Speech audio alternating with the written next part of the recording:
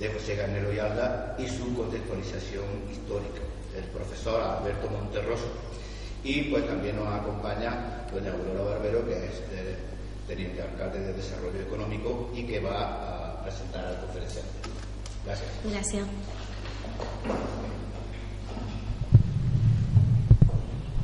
Buenas noches, amigos del Museo Garnelo. Buenas noches a todos y a todas. En primer lugar, quiero excusar la presencia esta noche aquí de la concejala de Patrimonio, Dolores Gil, que por motivo de agenda y por motivos profesionales de su propia profesión, pues no puede estar hoy aquí con nosotros, pero me pide que os transmita pues su pesar de no poder estar aquí y perderse pues la maravillosa conferencia que nos va a preceder a continuación. Pensamos que es una excelente ocasión encontrarnos en el Museo Garnelo para continuar el programa de actos que conmemora el Día Internacional de los Museos. Con estas actividades organizadas por la Concejalía de Patrimonio en colaboración con los amigos del Museo Garnelo, pretendemos dar a conocer a la ciudadanía de una forma directa y cercana la riqueza y el valor que atesoran nuestros museos, su valor histórico, su belleza, que sin duda son una de nuestras mejores señas de identidad. Esta noche tenemos la suerte de que nos acompañe el profesor y escritor Alberto Manuel Monterroso Peña, natural de Bandukei, perdonadme, el alemán todavía no lo domino muy bien, como he dicho, natural de Alemania y doctor en Filología Clásica por la Universidad de Córdoba. Desde joven, nuestro ponente demostró un gran interés hacia los grandes personajes cordobeses de la Roma clásica, inquietud que le condujo a profundizar en ellos. Fruto de este minucioso estudio de investigación es la publicación de su tesis doctoral sobre aspectos de la obra de Séneca el Padre. Actualmente, Alberto Monterroso se dedica a la docencia, que compagina con su incansable entrega al estudio de la estela que nos dejaron los hispanos ilustres de la provincia bética en la ciudad eterna. Excelente articulista, ha impartido brillantes conferencias sobre la Córdoba romana y los intelectuales cordobeses en lugares tan emblemáticos de la capital de la provincia como el Ateneo y la Ermita de la Candelaria. Sus exposiciones tratan especialmente la época que va del fin de la República Romana al principio del Imperio. Recientemente, Monterroso ha publicado una novela histórica titulada El Emperador Impasible, que ha alcanzado una excelente crítica. En este aspecto quiero hacer una matización. Esta obra, El Emperador Impasible, la tenemos hoy aquí y es una obra maravillosa que aconsejo a todo el mundo y que si estáis interesados a la salida podéis adquirir un ejemplar de esta maravillosa obra. Con un enfoque riguroso y apasionante, el autor nos adentra en la vida de Marco Aurelio, el emperador filósofo. En su novela descubre las raíces cordobesas de este magnífico emperador romano y aprovecha las circunstancias para hablar de la Córdoba de aquella época y sus intelectuales, entre ellos Séneca y Lucano. Toda obra de arte nos transmite una serie de valores formales y sentimientos que quedarían huérfanos si le sustraemos su contenido, el tema que representa. Nadie mejor que Alberto Monterroso Peña para hacernos comprender de forma magistral el sentido y el contenido intrínseco que Garnelo quiso dejarnos en la muerte de Lucano. Monterroso, que conoce como nadie la vida y la trayectoria de los intelectuales cordobeses de la Roma clásica, nos permitirá comprender el entramado histórico y cultural de la pintura garneliana. Nos ayudará a entender la decisión de Garnelo por representar el final dramático del autor de la Farsalia. Esta noche, tomando como referencia sus investigaciones, Alberto Monterroso nos hablará sobre la muerte de Lucano, de José Garnelo y su contextualización histórica. Por mi parte, darle la palabra a Alberto y transmitirle nuestro más sincero agradecimiento.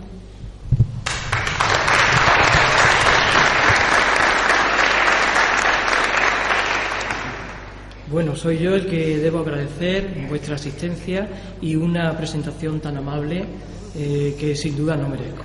Pero bueno, esto también es un tópico típico de este tipo de actos. Estoy muy contento de haber venido y de poder hablar de José Garnelo, porque es un personaje que realmente merece toda nuestra atención.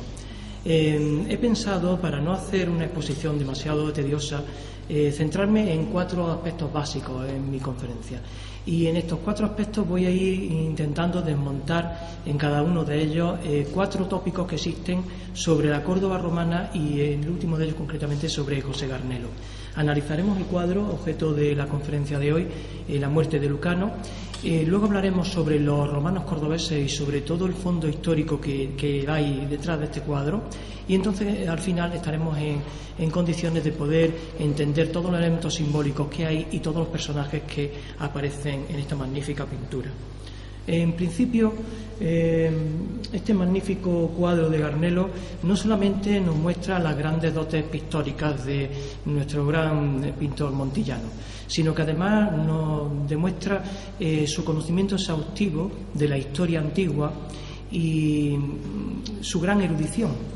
Garnelo es un hombre que conoce a la perfección la trayectoria de los intelectuales cordobeses desde la época de Lucano, y eso se observa y se comprueba en este mismo cuadro, ¿no? Que es una verdadera maravilla, no solamente pictórica, sino histórica. Yo querría, en principio, empezar analizando los datos históricos que hay sobre la muerte de Lucano, que son fundamentalmente 2. Hay 2 historiadores romanos, que son Suetonio y Tácito, que hablan sobre la muerte de Lucano. Vamos a ver cómo se produjo esa muerte. Concretamente, Suetonio nos dice, hablando de la muerte de Lucano: condenado a muerte y pudiendo elegir cómo, después de haber celebrado un banquete, ofreció sus brazos al médico y eligió cortarse las venas como su tío Séneca. Lucano, condenado a muerte por Nerón, elige esta forma de morir. Como vemos, en el cuadro de Garnelo hay muchísimos más detalles que todo esto, y es por una razón muy sencilla, porque Garnelo acude a otra fuente histórica que es mucho más completa y que es mucho más rica en matices, y que es la del gran historiador Tácito. Tácito, cuando habla de la muerte de Lucano, se extiende algo más. Dice: y después de esto ordena la muerte de Enneo Lucano. Mientras salía la sangre de sus venas, se dio cuenta de que se le habían quedado fríos los pies y las manos, y de que poco a poco se le iba la vida de sus brazos y piernas. Viendo que aún mantenía el calor de su pecho y la lucidez de su pensamiento, declamó un poema compuesto por él en el que describía la imagen de un soldado herido que afrontaba el mismo tipo de muerte. Recitó estos versos que fueron así sus últimas palabras. Esta es una narración mucho más detallada y es a la que acude sin duda nuestro gran pintor. Y lo hace conociendo perfectamente la historiografía romana, porque Suetonio, que nos habla de la muerte de Lucano y nos añade algunos detalles, es un testimonio interesante pero no definitivo. Tradicionalmente se le ha considerado más un erudito que un historiador. Él nació, de hecho, 10 años después de la muerte de Lucano. Fue el encargado de la biblioteca imperial, también se encargó de los archivos de palacio, hasta que fue despedido por el emperador Adriano en el año 121. Entonces, después de esto, se dedicó a escribir historia, pero no desde el rigor histórico, sino señalando sobre todo aspectos más sensacionalistas. En cambio, Tácito es un historiador muy riguroso. De hecho, Tácito tenía 10 años cuando muere Lucano. Él conoce bastante bien toda esta historia, porque además maneja las fuentes más fiables que hay en la época, que son concretamente un historiador llamado Fabio Rústico, que él maneja y del que se nutre. Y este hombre, además de ser amigo de Séneca, estuvo presente en la muerte del propio Séneca, con lo cual es un testimonio de primera mano. Pues bien, a ese testimonio, a Tácito, es al que recurre Garnelo, porque todos los detalles que aparecen en el cuadro están tomados sobre todo de este gran historiador. Estamos observando que Garnelo sabe perfectamente cuáles son las fuentes historiográficas de la época y sabe elegir aquella que es más completa y más fiable. De todas maneras, Suetonio cuenta un detalle que es interesante y que nos va a servir ahora para desmontar el primer tópico, Y él dice que, sometido a tortura, Lucano, a pesar de haber sido amigo del emperador Nerón en un principio, no pudo o no supo mantener su constancia de ánimo, su entereza, y llegó incluso a implicar en la conjuración de la que fue acusado a su propia madre. Entonces, esto es un poco como una especie de leyenda negra que aparece en la obra de Suetonio y aparece también referido en la obra de Tácito. Aunque en la obra de Tácito hay un párrafo muy interesante que nos dice lo siguiente. Nos dice, en un párrafo en el que cita más de 20 nombres que fueron condenados por Nerón por haber sido implicados supuestamente en la conjuración de Pisón, pues dice concretamente: con respecto a Cilia, madre de Anneo Lucano, se hizo la vista gorda, no fue condenada ni absuelta. Esto es muy curioso, porque si Nerón hubiera estado seguro, hubiera albergado la más mínima duda de que Acilia, la madre de Lucano, hubiera estado implicada en esta conjuración, no habría tenido ningún reparo en condenarla a muerte.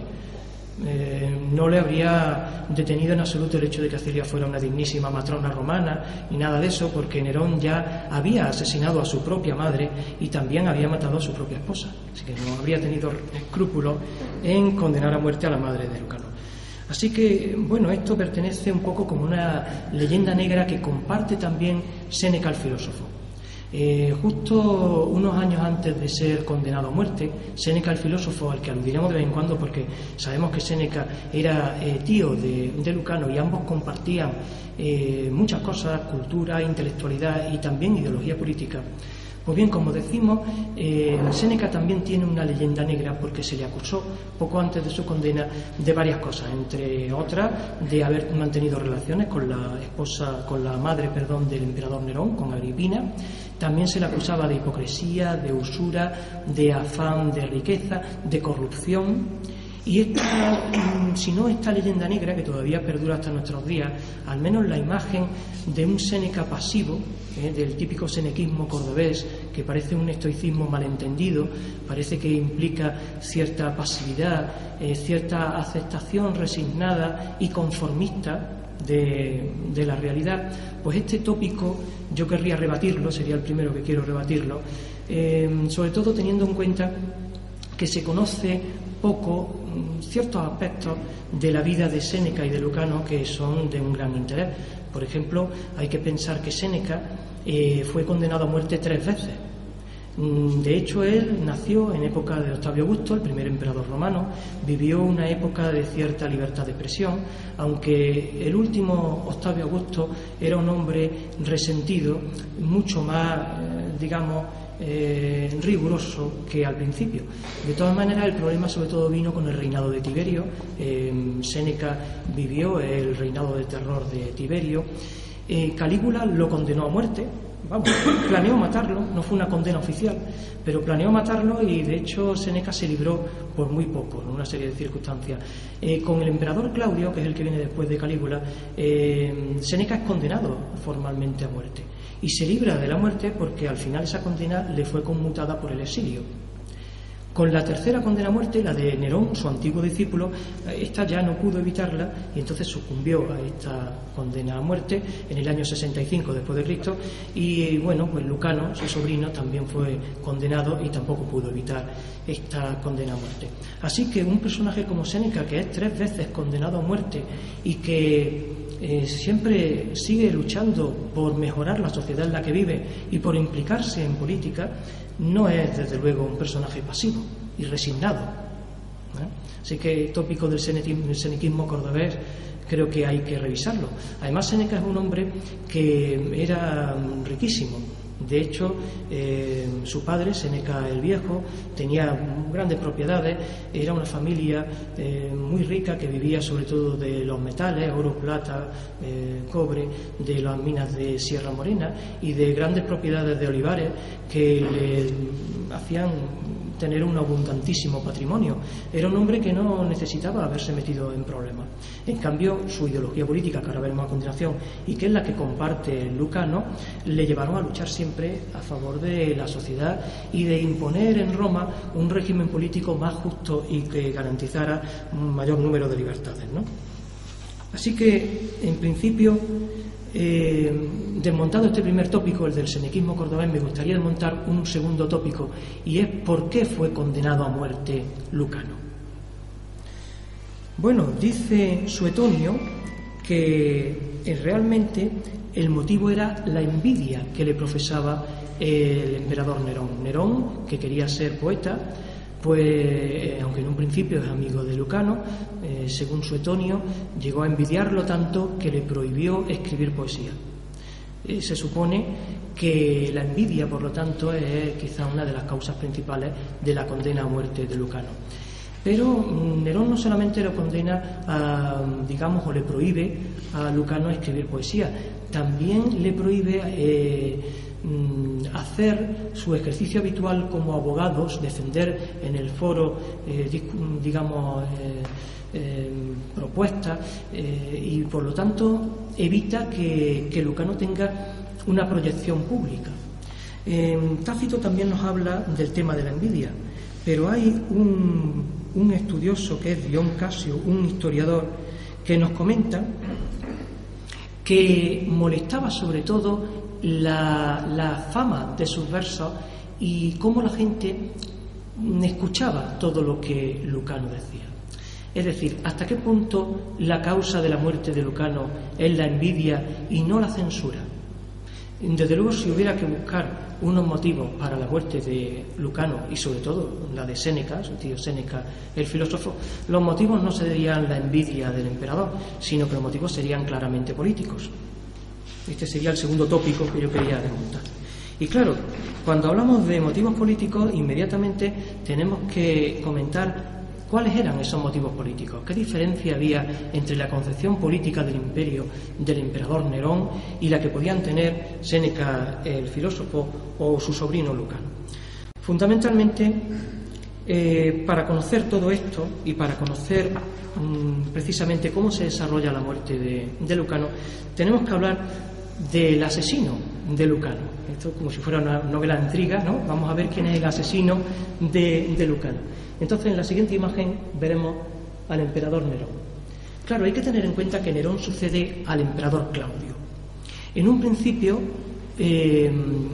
Nerón estaba muy bien visto en la Roma de su época.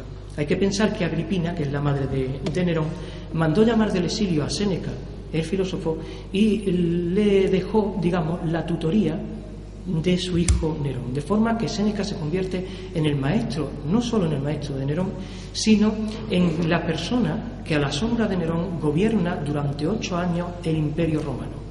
Hay que tener en cuenta que Séneca durante 8 años, mientras era menor de edad Nerón y mientras gozó del apoyo de la madre de Nerón, de Agripina, Séneca gobernó durante 8 años el Imperio Romano, y de hecho esos 8 años están considerados por los historiadores como años muy felices para Roma. Esa es la palabra que utilizan más a menudo.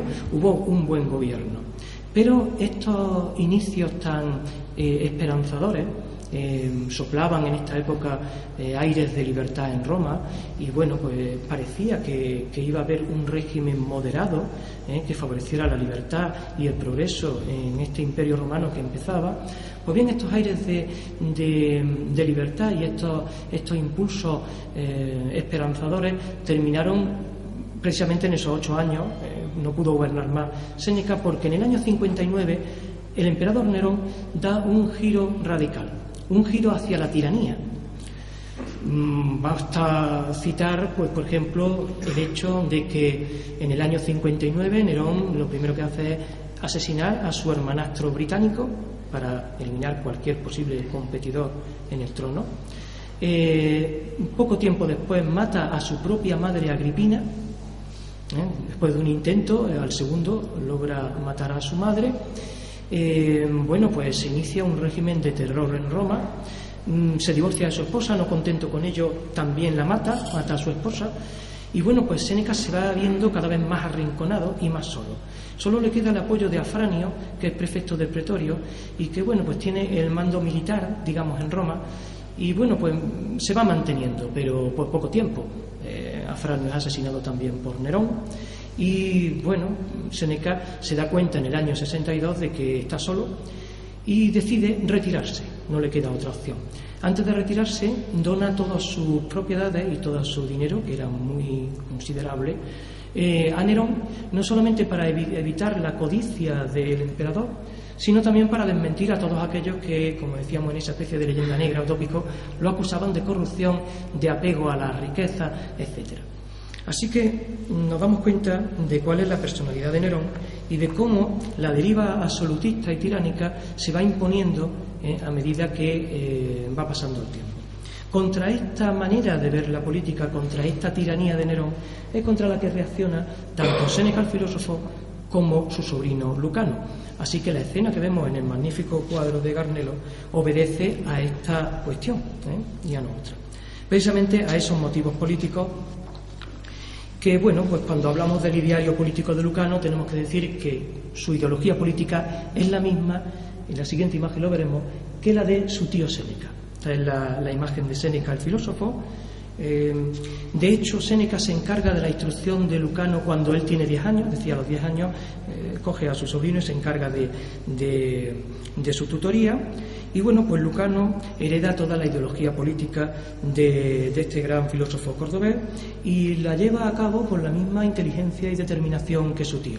Ambos en este camino marchan juntos, buscan una Roma donde el régimen político que haya garantice la libertad y el progreso y se parezca a lo que hoy llamaríamos una especie de monarquía constitucional.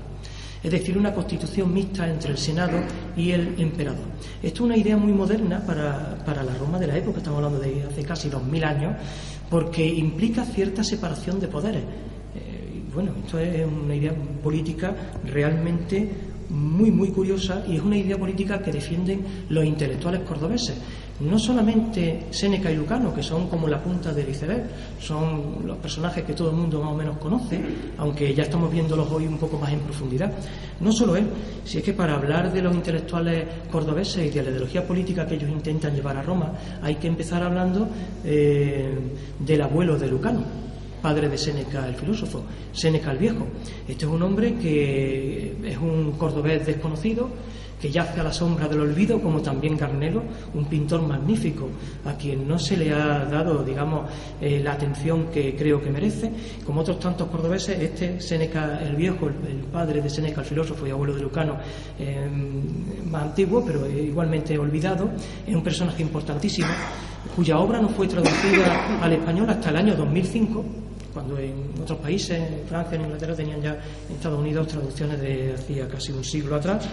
Y bueno, un personaje muy interesante que escribió un libro sobre retórica, pero que también escribió un libro sobre la historia de Roma, que desgraciadamente hoy no se conserva, pero que sabemos que tuvo que ser muy interesante y que sirvió de base a Lucano, a su nieto, para escribir su obra cumbre, la que se conserva, y desde luego una obra cumbre de la épica, que la veremos ahora después, que es la Farsalia, la obra que escribió Lucano. La Farsalia, también llamada la Guerra Civil, porque comenta la guerra civil entre César y Pompeyo. De eso hablaremos más adelante.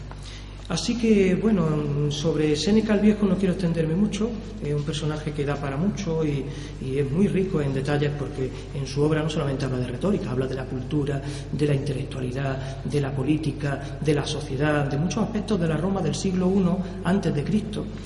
Y bueno, simplemente voy a citar a otros tres personajes, otros tres cordobeses que están también ahí en el olvido, como otros tantos, y que hay que recuperar. Por ejemplo, Séneca el Viejo habla de Sextilio Ena, que es el primer poeta conocido de la ciudad de Córdoba. Es del siglo I a.C., un poeta romano del que solo se conserva un verso, pero sabemos su nombre y al menos conocemos ese verso, y es un poeta cordobés de hace más de 2000 años. Muy interesante. No conocemos tampoco a Porcio Latrón, que era un gran amigo de Séneca el Viejo, el abuelo de Lucano, y que marcharon a Roma cuando tenían 12 años para ampliar estudios.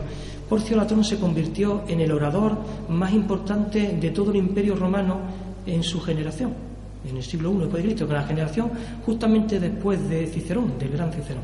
Tenemos un cordobés que nació y murió aquí en Córdoba, Porcio Latrón, y que era el número 1 en retórica, en oratoria en Roma. Había otros personajes, como Junio Galión, por ejemplo, que era senador y que era un hombre con mucha influencia política y económica. Llegó a ser amigo del emperador Tiberio y de hecho fue el que adoptó, a la muerte de Séneca el Viejo, al hermano mayor de Séneca, el filósofo. lo adoptó y lo incluyó en su familia pues con un objetivo único, y era que al adoptarlo, el hermano de Séneca accedía directamente a la clase superior de la sociedad romana, que era la de los senadores. Porque algo, y con esto terminaremos ya de hablar de Séneca el Viejo, algo muy importante en la época, que es común a todos los cordobeses que van creando un círculo de poder en Roma y se van apoyando mutuamente, es la gran capacidad de apoyo y de sacrificio que tienen. Todos ayudan a sus amigos y a sus compañeros y a su familia para situarlos en el mejor puesto de cara al poder, creando un círculo de poder en Roma muy interesante, del que ahora hablaremos después más adelante. No querría terminar de hablar de Séneca y de Lucano sin comentar algún aspecto relativo a su obra literaria y cómo lo que ellos escriben de literatura también va enfocado a la política. Por ejemplo, sabemos que Séneca escribe, entre otras obras, al final escribe sobre todo unas tragedias muy interesantes, cuando en una época en que no se escribía tragedias en Roma.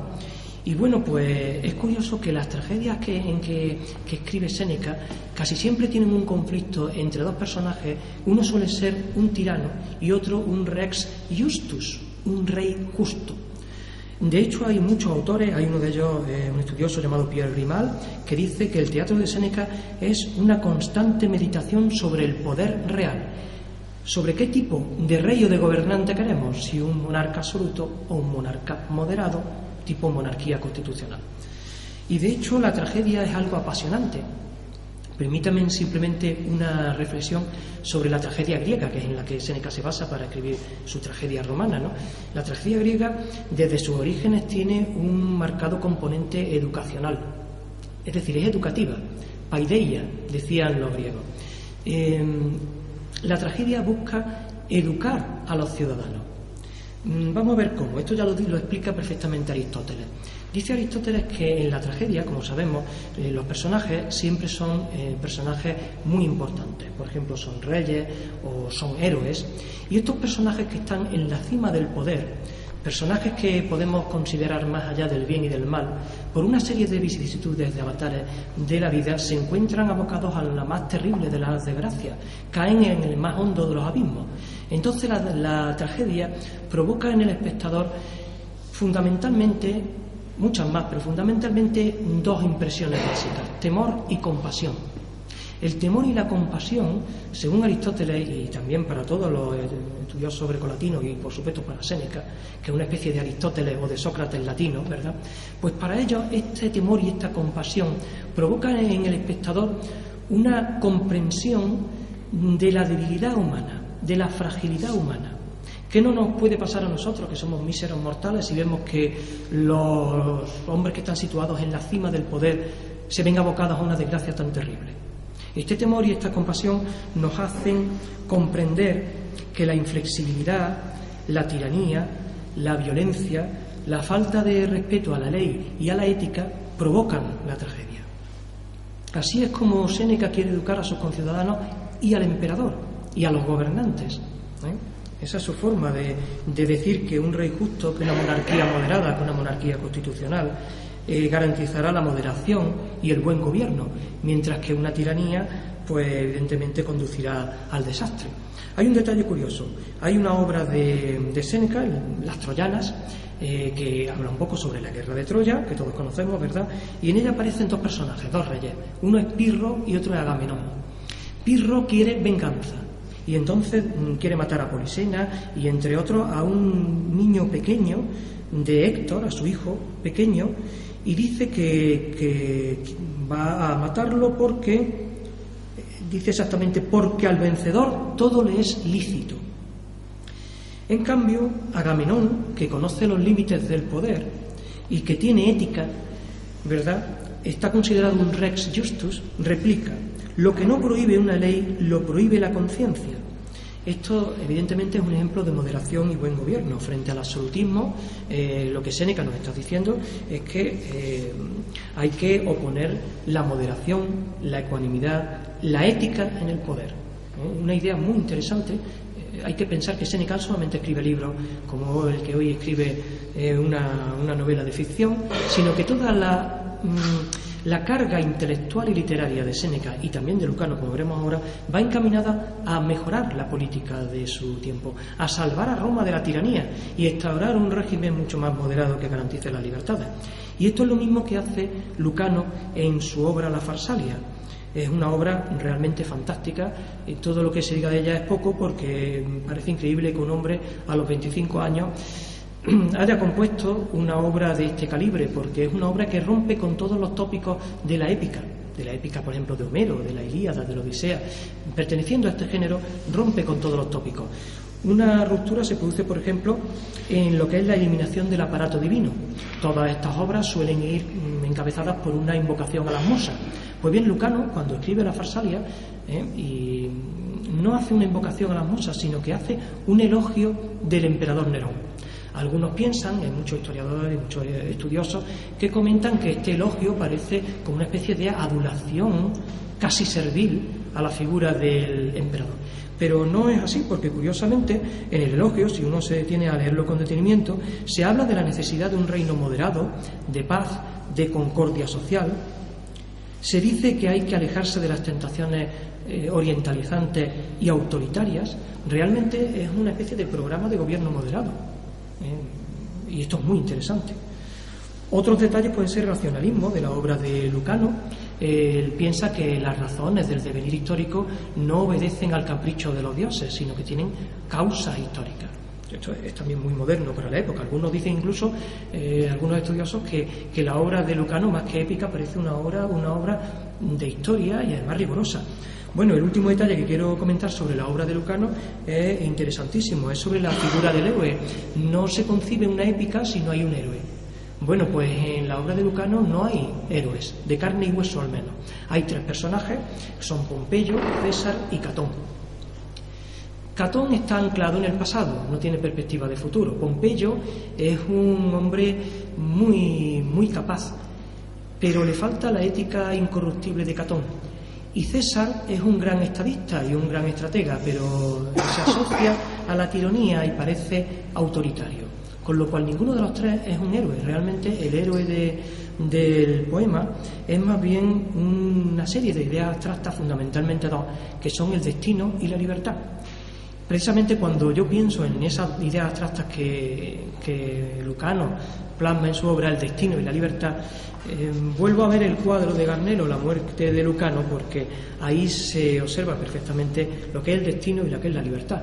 Hablaremos al final del destino, la muerte, y la libertad es la causa de la muerte. Es por lo que Lucano ha estado luchando y es lo que le haya llevado a este triste final, ¿no? Muy bien, aquí quería yo destruir el tercer tópico, que es sobre también los intelectuales cordobeses, y es esta idea de que parece que todo acaba con la muerte de los arneos. Cuando Séneca y Lucano son condenados a muerte y tienen que suicidarse, parece que todo este esfuerzo de los intelectuales cordobeses y béticos en general, de toda la bética, lo que en época romana era la actual Andalucía aproximadamente, poco más o menos, pues parece que todo esto termina y que todo este esfuerzo sucumbe, acaba. Y no es así. No es así. Yo he estudiado a varios personajes de la Córdoba romana y de la bética en general. Hay más de una veintena de personajes que continúan después de la muerte de los arneos manteniendo ciertas esferas de poder y que van abriéndose camino a través de, sobre todo, la dinastía de los Flavios, que duraron 20 y tantos años. Y bueno, pues llega el momento en que estos personajes cordobeses y béticos en general, de Itálica, muchos también, forman un grupo de poder muy importante en Roma y son realmente los responsables de que Trajano, que es el primer emperador procedente de la bética, sabemos que Trajano es de Itálica, ¿verdad? Son los responsables de que Trajano llegue al poder. Así que es también falso el tópico de pensar que con la muerte de los arneos todo acabó. Claro, Nerón acabó con la familia prácticamente completa de los arneos, pero otros muchos cordobeses y otros muchos béticos de la época continúan.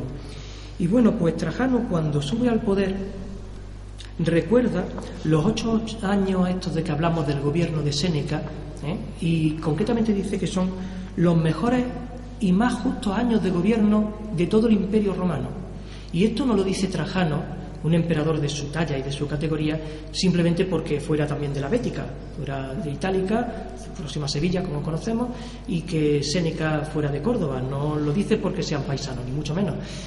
Trajano coincide perfectamente con la idea política de los Anneos, de Séneca, de Lucano. Es decir, hay una coincidencia en la trayectoria intelectual que pasa por Trajano, por Adriano y que culmina precisamente con Marco Aurelio. Podemos ver la siguiente imagen. Marco Aurelio, un personaje que me fascina y que he llegado a conocer bastante bien, afortunadamente, porque es otro quizá también, no sé si podríamos llamarle cordobés universal, porque Marco Aurelio nace en Roma pero procede de familia cordobesa. Entonces resulta que Marco Aurelio podemos decir que es un magnífico emperador de sangre cordobesa. Desde luego, yo he querido llamarlo el emperador impasible en esta novela histórica recientemente publicada por la editorial Alcalá. Y bueno, yo diría que Marco Aurelio es la culminación de todo este esfuerzo. Es un hombre magnífico, está considerado quizá, si no el mejor gobernante de toda la historia del Imperio Romano, pues casi. Es un hombre que, bueno, muchos historiadores están de acuerdo en que si en la época, en el siglo II, en que Marco Aurelio se hace con el imperio en Roma, si no hubiera estado allí, algunos piensan que el imperio no habría caído en el siglo V, sino en el siglo III o en el segundo, finales del segundo, o que incluso el imperio podría haber caído, ¿no? De no haber encontrado a un personaje de la talla de Marco Aurelio, que es un hombre con una vida realmente muy interesante, es un intelectual que ha recibido una esmerada educación y que tiene que enfrentarse a una serie de guerras, y lo hace con bastante talento, y yo creo que salva a Roma del desastre. Pero lo que nos interesa aquí es sobre todo ver que Marco Aurelio es la culminación de todo este esfuerzo de los intelectuales cordobeses, porque él hereda la trayectoria intelectual de Séneca, Lucano, de los Anneos, de Trajano y Adriano, por supuesto. Y bueno, pues llega a ser conocido como el sabio y el emperador filósofo. Él también, además de emperador, escribió un libro de filosofía y está considerado filósofo, al igual que Séneca o Epicteto, dentro de la corriente del estoicismo romano. Y realmente es un personaje muy interesante que aúna en su persona el poder y la cultura. Podemos decir que él representa el sueño de Platón. Platón está obsesionado en su manera de ver el gobierno y la política en concebir a un intelectual en el poder, y ese es Marco Aurelio, un intelectual en el poder, un hombre que une la ética y la política, un personaje sin duda excepcional, con una vida además muy azarosa. Es un hombre que cuando tiene que acometer la tarea del gobierno y hacerse cargo del imperio, se encuentra inmediatamente pues, con la muerte de sus seres más queridos, con el ataque de los bárbaros, una guerra que viene de Persia. Cuando consigue vencer a los persas, sus legiones traen la peste, que diezma a la población del imperio romano. Se encuentra también desde dentro con muchos problemas, con la supuesta infidelidad de su esposa, con el desprecio de su hijo, con la traición de uno de sus mejores generales, Avidio Casio, que protagoniza un levantamiento armado contra Marco Aurelio. Así que es un personaje realmente que, frente a toda esta desesperación y todo este infortunio, opone la cultura, su filosofía. Es decir, es un hombre que piensa en Séneca y en los Anneos, estoy seguro, y piensa en toda la trayectoria intelectual y en su concepción de la política, y eso le da fuerzas pues, para continuar adelante y oponerse a toda esta adversidad, ¿no? que él tiene que sufrir, y a la que opone la ecuanimidad, el buen gobierno, la moderación, la cultura y la civilización. Un personaje realmente muy, muy interesante. Y en este punto me gustaría rebatir el cuarto y último tópico que me proponía desmoronar esta noche aquí con ustedes. Podemos verlo en la siguiente. Y otra vez la imagen de la muerte de Lucano. Y este tópico hace referencia a Garnelo y al cuadro de Garnelo. A mí inmediatamente, en cuanto me estuve documentando y vi este tópico, me llamó mucho la atención, ¿no?